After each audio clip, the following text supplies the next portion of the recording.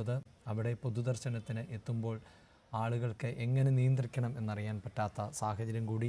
വിനീഷ് കൂടി ചേരുന്നുണ്ട്. വിനീഷ്, ഇന്നലെ വരെ ഈ സ്കൂൾ മുറ്റത്ത് മിഥുൻ ഇങ്ങനെയായിരുന്നില്ല. ഇന്ന് അവൻ ആരോടും മിണ്ടുന്നില്ല, ഒന്നും പറയുന്നില്ല.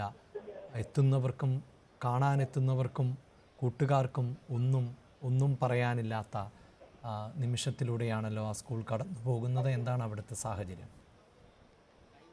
തീർച്ചയായും അഭിലാഷ്, കലങ്ങിയ കണ്ണുകളും വാടിയ മുഖവുമായിട്ട് നാട്ടുകാർ ഇവിടേക്ക് എത്തുന്നു. ചിലർ നിലവിളിച്ച് കരയുന്ന സാഹചര്യമുണ്ട്. അധ്യാപകരെല്ലാം നിലവിളിച്ച് കരയുന്നു. വല്ലാത്തൊരു അന്തരീക്ഷമാണ് ഇവിടെ. കണ്ടു നിൽക്കാൻ കഴിയാത്ത തരത്തിലുള്ള അന്തരീക്ഷമാണ്. വലിയ ജനാവലിയാണ് നമുക്ക് കാണാൻ കഴിയുന്നത്. താലൂക്ക് ആശുപത്രിയിൽ നിന്നും ശരീരം പുറത്തോട്ട് എടുക്കുന്നത് കാത്തു തന്നെ ആൾക്കാർ രാവിലെ തന്നെ തടിച്ചു കൂടിയിരുന്നു. അവിടെ നിന്നും വിലാപയാത്രയായിട്ടായിരുന്നു ശരീരം അവൻ പഠിച്ചുകൊണ്ടിരുന്ന സ്കൂളിലേക്ക് എത്തിയത്.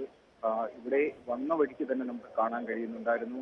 നിരവധി ആൾക്കാർ അവനെ കാണാനായിട്ട് നിൽക്കുന്നു. ചിലർ ഓടിയെത്തുന്നു. വലിയൊരു പ്രതികൂലമായ സാഹചര്യമായിരുന്നു. അതായത് വലിയ മഴയായിരുന്നു. ഈ മഴയെല്ലാം അതിജീവിച്ചുകൊണ്ട് തന്നെ ആൾക്കാർ നിൽക്കുന്ന ഒരു സാഹചര്യം ഉണ്ടായിരുന്നു. ചിലർ ആംബുലൻസിനടുത്തേക്ക് ഓടിയെത്തുകയും മൃതശരീരം സൂക്ഷിച്ചിരിക്കുന്ന അവിടേക്ക് പുഷ്പം അർപ്പിക്കുകയും അങ്ങനെ അനുശോചനങ്ങൾ അറിയിക്കുകയും ഒക്കെ ചെയ്യുന്ന സാഹചര്യം ഉണ്ടായിരുന്നു. ഇതിനകത്തെല്ലാം നൊമ്പരപ്പെടുത്തുന്ന കാഴ്ചകൾ, ഇതിന്റെ സഹപാഠികൾ വഴിയിൽ കാത്തു നിൽക്കുന്നത് വലിയ നൊമ്പര കാഴ്ചയായി തന്നെ മാറിയിരുന്നു അഭിലാഷ്. എന്തായാലും ഇപ്പോൾ ഇതിന്റെ ശരീരം ഇപ്പോൾ പൊതുദർശനത്തിന് വെച്ചിരിക്കുകയാണ്. മിഥുൻ പഠിച്ചുകൊണ്ടിരുന്ന സ്കൂളാണ്. മിഥുന്റെ വലിയ ആഗ്രഹമായിരുന്നു ഒരു പട്ടാളക്കാരനാകണമെന്നൊക്കെ വലിയ ആഗ്രഹമായിരുന്നു. അങ്ങനെയാണ് ഈ NCC ഇവിടെ ഉണ്ട്. NCC ചേരാൻ വേണ്ടിയാണ് മകൻ ഈ സ്കൂള് തന്നെ തിരഞ്ഞെടുത്തത്. അപ്പോ അത് വലിയ നൊമ്പര കാഴ്ചയാണ്. NCCയുടെ അധ്യാപകരും പരിശീലകരും എല്ലാം തന്നെ ഇവിടേക്ക് എത്തുന്ന ഒരു കാഴ്ചയും കാണാൻ കഴിയുന്നുണ്ട്. വലിയ ദുഃഖകരമായ ഒരു സാഹചര്യമാണ് നിലനിൽക്കുന്നത്. എന്തായാലും എത്ര സമയം പൊതുദർശനം ഇവിടെ ഉണ്ടാകുമെന്ന് നമുക്ക് പറയാൻ കഴിയില്ല. കാരണം അത്രത്തോളം ആൾക്കാരാണ് ഇതിനെ ഒരു നോക്ക് കാണാനായിട്ട് ഇവിടെ തടിച്ചുകൂടി നിൽക്കുന്നതും. വലിയ ഒരു ജനപ്രവാഹം തന്നെ നമുക്ക് പറയാൻ കഴിയും. ക്യൂ നിൽക്കുകയാണ് ആൾക്കാർ. ദൂരമായിട്ട് ഇങ്ങനെ ക്യൂ നിൽക്കുന്നുണ്ട്. ഇവിടെയെല്ലാം തന്നെ ഇവർക്കെല്ലാം കാണാനുള്ള സൗകര്യവും ഇവിടെ ഒരുക്കിയിട്ടുണ്ട്. അതിനുശേഷമായിരിക്കും ഇവിടുന്ന് വീട്ടിലേക്ക് വിലാപയാത്രയായിട്ട് കൊണ്ടുപോവുക അഭിലാഷ്. എന്തായാലും വളരെ ദുഃഖകരമാണ്. ഈ മകന്റെ ഇതിന്റെ ഓർമ്മകൾ ആർക്കും മുന്നോട്ട് വിട്ടുമാറുന്നില്ല. ഇവൻ പഠിച്ചിരുന്ന ക്ലാസ് റൂം വിജനമായി കിടക്കുന്നു. സംഭവങ്ങൾ ഓർത്തെടുക്കാൻ കഴിയുന്നില്ല. അത്രത്തോളം നമുക്കത് ഓർക്കാൻ പറയാൻ പോലും കഴിയാത്തൊരു സാഹചര്യമാണ് ഇപ്പോൾ. എന്തായാലും ഇതിനെ ഒരു നോക്ക് കാണാനായിട്ട് ആൾക്കാർ, ഇതിന്റെ പ്രിയപ്പെട്ടവർ, നാട്ടുകാർ, അതുപോലെ തന്നെ വാർത്തകൾ അറിഞ്ഞ് മറ്റു സ്ഥലങ്ങളിൽ നിന്നും വന്നവർ തന്നെയുണ്ട്. ഇതിനെ അറിയാത്തവർ, വാർത്തകളിലൂടെ ഈ സംഭവം അറിഞ്ഞെത്തിയവർ, ജില്ലയുടെ വിവിധ ഭാഗങ്ങളിൽ നിന്ന് എത്തിയവരുണ്ട്. സംസ്ഥാനത്തിന്റെ മറ്റു സംസ്ഥാനങ്ങളിൽ നിന്നും വന്നവർ പോലും നമുക്ക് കാണാൻ കഴിയുന്നുണ്ട് അഭിലാഷ്. എന്തായാലും ഇതിൽ വലിയൊരു നോവായിട്ട്, വലിയൊരു നെഞ്ചിടിപ്പായിട്ട് നിൽക്കുന്നു.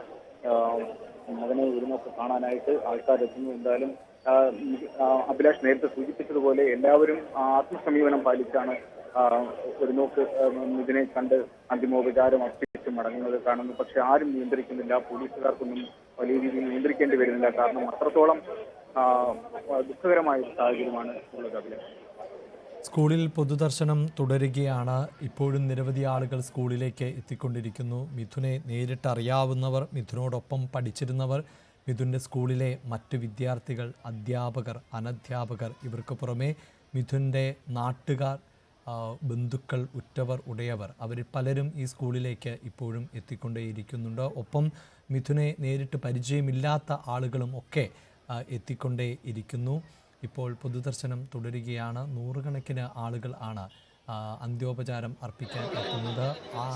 എല്ലാവരും നിറകണ്ണുകളോടെ, തേങ്ങുന്ന മനസ്സോടെ ആണ് മിഥുന് അന്ത്യാഞ്ജലികൾ അർപ്പിക്കുന്നത്. ആർക്കും ഒന്നും പറയാൻ ഇല്ലാത്ത, ആ കുടുംബത്തിൻ്റെ വേദനയിൽ പങ്കുചേരുക എന്നതിനപ്പുറം ഒന്നും പറയാനാകാത്ത നിസ്സഹായാവസ്ഥയിൽ ആണ് അവിടെ എത്തുന്നവർ എല്ലാവരും. ഒരു സംവിധാനത്തിൻ്റെ അനാസ്ഥയിൽ കൊഴിഞ്ഞുപോയത് ഒരു കുരുന്നിൻ്റെ ജീവൻ ആണ്. 13 വയസ്സ് മാത്രം പ്രായമായ മിഥുനാണ് സ്വപ്നങ്ങളും പ്രതീക്ഷകളും എല്ലാം ബാക്കിയാക്കി യാത്രയാകുന്നത്. ആ മിഥുനെ യാത്രയയക്കാൻ ഒരു നാടൊന്നടങ്കം ആ സ്കൂളിലേക്ക് എത്തിയിരിക്കുന്നു. സ്കൂള് പരിസരം എല്ലാം ജനങ്ങളെ കൊണ്ട് നിറഞ്ഞിരിക്കുന്നു എന്നുള്ളതാണ്. ഇന്ന് മിഥുൻ്റെ അവസാന ദിവസമാണ് സ്കൂളിലെ. ഇനി മിഥുൻ ഈ സ്കൂളിലേക്ക് ഒരിക്കലും എത്തില്ല. കൂട്ടുകാരോടൊപ്പം സമയം ചെലവഴിക്കാനില്ല. ആ സ്കൂളിൻ്റെ അങ്കണത്തിൽ കൂട്ടുകാരോടൊപ്പം ഫുട്ബോൾ കളിക്കാനില്ല. ആ സ്കൂളിൻ്റെ വരാന്തയിലൂടെ കൂട്ടുകാർക്കൊപ്പം തോളിൽ കൈയിട്ട് നടക്കാൻ മിഥുനില്ല. ആ ക്ലാസ് മുറിയിലെ മിടുക്കനായ വിദ്യാർത്ഥി ഇനി അധ്യാപകരുടെ ചോദ്യങ്ങൾക്കൊന്നും മറുപടി നൽകാനുമില്ല. അങ്ങനെയുള്ള മിഥുനെ യാത്രയയക്കാൻ ഒരു വലിയ ആൾക്കൂട്ടം എത്തുന്നു. ഈ സ്കൂളിൻ്റെ ചരിത്രത്തിൽ ഒരുപക്ഷെ ഇതുപോലെ ഒരാൾക്കൂട്ടം ഇതിനു മുമ്പ് എത്തിയിട്ടുണ്ടാകില്ല. അങ്ങനെ കളിചിരികൾ മാത്രം നിറയുന്ന ഒരു സ്കൂൾ സമയമാണിത്. ഒരുപക്ഷെ 1 മണിക്ക് നമുക്കറിയാം എല്ലാ സ്കൂളുകളിലെയും ഇൻ്റർവെൽ സമയത്ത് കുട്ടികൾ പുറത്തേക്കിറങ്ങുമ്പോൾ ആ സ്കൂളിൽ നിന്നുയരുന്ന ശബ്ദം അത് പലരെയും സംബന്ധിച്ചിടത്തോളം ഒരു ഗൃഹാതുരത ഉണർത്തുന്ന ഒന്നാണ്. പലരും ആസ്വദിക്കുന്ന ഇഷ്ടപ്പെടുന്ന സമയമാണിത്. കുട്ടികൾ ഉച്ചവയ്ക്കുന്ന സ്കൂൾ ബെല്ലടിക്കുമ്പോൾ എല്ലാവരും ഒരുമിച്ച് പുറത്തേക്കിറങ്ങുമ്പോഴുണ്ടാകുന്ന ആരവം, ആർപ്പുവിളികൾ, സ്കൂളിൽ കലോത്സവങ്ങൾ നടക്കുമ്പോൾ, കായിക മത്സരങ്ങളൊക്കെ നടക്കുമ്പോൾ ആ കുട്ടികളുടെ ആവേശം, ഇതൊക്കെയാണ് പലപ്പോഴും ഒരു സ്കൂൾ മുറ്റത്ത് നിന്ന് നമ്മൾ കാണുന്ന കാഴ്ചയെങ്കിൽ ഇന്ന് അങ്ങനെയല്ല സാഹചര്യം. അവിടെ മുഴുവൻ കണ്ണീർ അണിഞ്ഞു നിൽക്കുന്ന ജനങ്ങളെ ആണ് കാണാൻ സാധിക്കുന്നത്. അത്രമേൽ ദുഃഖസാന്ദ്രമായ അന്തരീക്ഷം ആണ് ആ സ്കൂളിലും പരിസരത്തും നമുക്ക് കാണാൻ സാധിക്കുന്നത്. ഇങ്ങനെ ഒരു വിയോഗം, ഇങ്ങനെ ഒരാൾക്കൂട്ടം, ഇങ്ങനെ ഒരു യാത്രയയപ്പ് ആരും ആഗ്രഹിച്ചിരുന്നില്ല, പ്രതീക്ഷിച്ചിരുന്നില്ല. അവിടേക്കാണ് മിഥുൻ്റെ ചേതനയറ്റ ശരീരം എത്തിച്ചത്. ഇപ്പോഴും അണമുറിയാത്ത ആൾപ്രവാഹമാണ് സ്കൂളിലും പരിസര പ്രദേശങ്ങളിലും എല്ലാം നമുക്ക് കാണാൻ സാധിക്കുന്നത്. മിടുക്കനായ ഒരു വിദ്യാർത്ഥിയാണ്. പഠനത്തോടൊപ്പം പഠനേതര വിഷയങ്ങളിലും ഒക്കെ സജീവമായിരുന്ന ഒരു വിദ്യാർത്ഥിയാണ്. ചുരുങ്ങിയ കാലം കൊണ്ട് കൂട്ടുകാർക്കൊക്കെ ഏറെ സ്വീകാര്യനായിരുന്ന ഒരു വിദ്യാർത്ഥിയാണ് നഷ്ടപ്പെട്ടത്. ഹൈസ്കൂൾ വിദ്യാഭ്യാസത്തിൻ്റെ ഭാഗമായിട്ടാണ് തേവരക്കരയിലെ ഈ സ്കൂളിലേക്ക് മിഥുൻ എത്തുന്നത്. മറ്റൊരു സ്കൂളിലാണ് പഠിച്ചിരുന്നത്. പക്ഷേ എല്ലാവരുമായി ഇടകലരുന്ന സ്വഭാവമായിരുന്നു എന്ന് നേരത്തെ സഹപാഠികൾ പറയുന്നു. അതുകൊണ്ട് തന്നെയാണ് സുഹൃത്തിൻ്റെ ചെരുപ്പ് നേരത്തെ ഷെഡിന് മുകളിൽ പെട്ടുപോയപ്പോൾ അതെടുക്കാനായി മിഥുൻ ശ്രമിച്ചത്. അതായിരുന്നു ഈ വലിയ അപകടത്തിലേക്ക് മിഥുനെ നയിച്ചത്. അതിന് ജീവൻ്റെ വിലയാണ് നൽകേണ്ടി വന്നത്.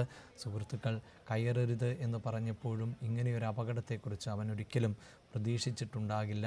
കൂട്ടുകാരൻ്റെ ചെരുപ്പെടുത്തു കൊടുക്കാൻ അവൻ കാണിച്ച വ്യഗ്രത, ആ നല്ല മനസ്സിനെയായിരുന്നു എല്ലാവരും മനസ്സിലാക്കേണ്ടിയിരുന്നത്. ഇപ്പോൾ മിഥുൻ്റെ അധ്യാപകർക്ക് ദുഃഖം അടക്കാൻ സാധിക്കുന്നില്ല. അവർ വിങ്ങിപ്പൊട്ടുന്ന സാഹചര്യം. സഹപാഠികൾക്ക് ആ വേദന താങ്ങാൻ പറ്റുന്നില്ല. സ്കൂളിലേക്ക് ഇപ്പോഴും വലിയ ആൾക്കൂട്ടം, അത്രമേൽ വലിയ തിരക്ക് അനുഭവപ്പെടുന്നു. വലിയ ആൾക്കൂട്ടം തന്നെയാണ് സ്കൂളിലേക്ക് എത്തിക്കൊണ്ടിരിക്കുന്നത്. മിഥുനെ ഒരു നോക്ക് കാണാൻ, ഈ പൊതുദർശനത്തിൽ മിഥുൻ്റെ മൃതദേഹം കാണാൻ ആണ് ഇപ്പോൾ എല്ലാവരും എത്തിക്കൊണ്ടിരിക്കുന്നത്. സുഹൃത്തുക്കളും സഹപാഠികൾക്കുമൊക്കെ പുറമെ ഒരു പരിചയവും ഇല്ലാത്ത ആളുകളും വാർത്തകളിലൂടെ അറിഞ്ഞവരുമൊക്കെ ഇപ്പോൾ സ്കൂളിലേക്ക്, തേവലക്കരയിലെ സ്കൂളിലേക്ക് എത്തിക്കൊണ്ടേ ഇരിക്കുന്നു. മിഥുന് അന്ത്യാഞ്ജലികൾ അർപ്പിക്കാൻ എത്തുന്നു. രാഷ്ട്രീയ, സാമൂഹിക, സാംസ്കാരിക മേഖലകളിൽ ഉള്ളവരും സ്കൂളിൽ ആണ് അന്ത്യാഞ്ജലികൾ അർപ്പിക്കാനായി എത്തുന്നത്. അങ്ങനെ വലിയ ആൾക്കൂട്ടത്തെ നമുക്ക് കാണാൻ സാധിക്കുന്നുണ്ട്. സ്കൂളിലെ കുട്ടികൾ എല്ലാവരും തന്നെ അവിടേക്ക് എത്തിയിരിക്കുന്നു. ഒപ്പം ഈ അപകട സമയത്ത് അവനോടൊപ്പം കളിച്ച് ചിരിച്ച് നടന്നിരുന്ന കുട്ടികൾ, അവരുടെ മാനസികാവസ്ഥ അതിസങ്കീർണമാണ്. അവർക്ക് കൗൺസിലിംഗ് അടക്കം നൽകുന്നതിനെക്കുറിച്ചൊക്കെ ചിന്തിക്കുന്നുമുണ്ട്. മിഥുൻ പഠിച്ച ക്ലാസ് മുറിയിൽ ഒക്കെ ആളുകൾ ഇപ്പോൾ തടിച്ചുകൂടിയിരിക്കുന്നു. സ്കൂളിൻ്റെ 2ാം നിലയിലുമൊക്കെ ആൾക്കൂട്ടത്തെ നമുക്ക് കാണാൻ സാധിക്കുന്നുണ്ട്. ഇപ്പോൾ